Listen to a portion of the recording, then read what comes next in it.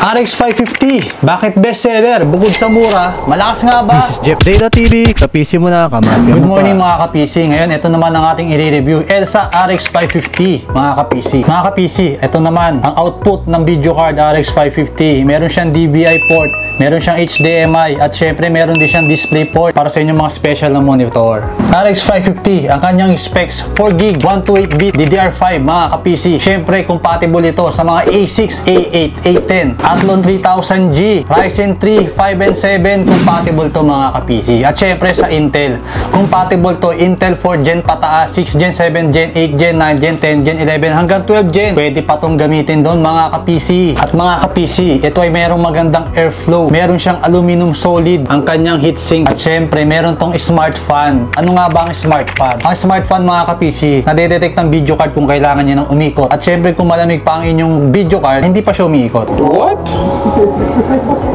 Bro, what are you talking about, man? Umiikot siya kapag mainit na. Usually, gumagana siya ng mas mabilis kapag ka nag-games ka na ka-PC. Ang RX 550 mga ka-PC, pwede itong mag-run hanggang 2 monitors. Pwede yan. May 1 monitor at saka second monitor. Para mas maganda, pwede ka mag-multitasking. Sa first monitor, nandun yung inyong mga browser. Tapos sa second monitor, nandun naman yung inyong mga nilalaro. Kaya pwede siya sa dual monitor mga ka-PC. Ano naman nakatapat ito sa NVIDIA video card?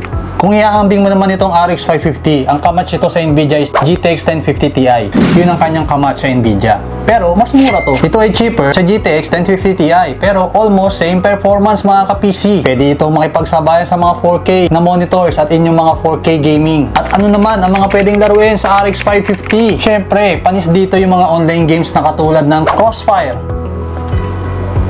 LOL,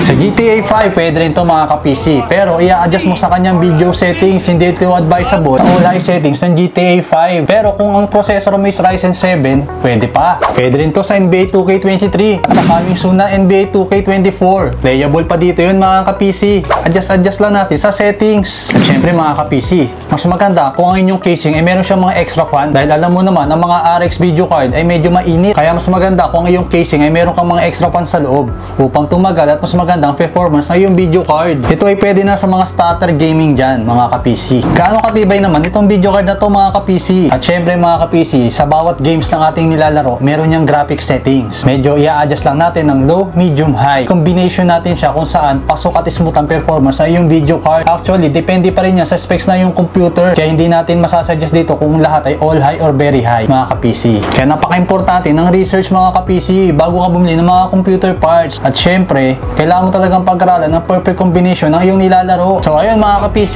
yun ang quick review ng RX 550. Peace out! Usapan Jeff Data PM mo, solid na ang PC ko. Kay Jeff Data galing to, maporma ba ang damit ko? Galing Gumit Mafia to, solid na ang PC ko.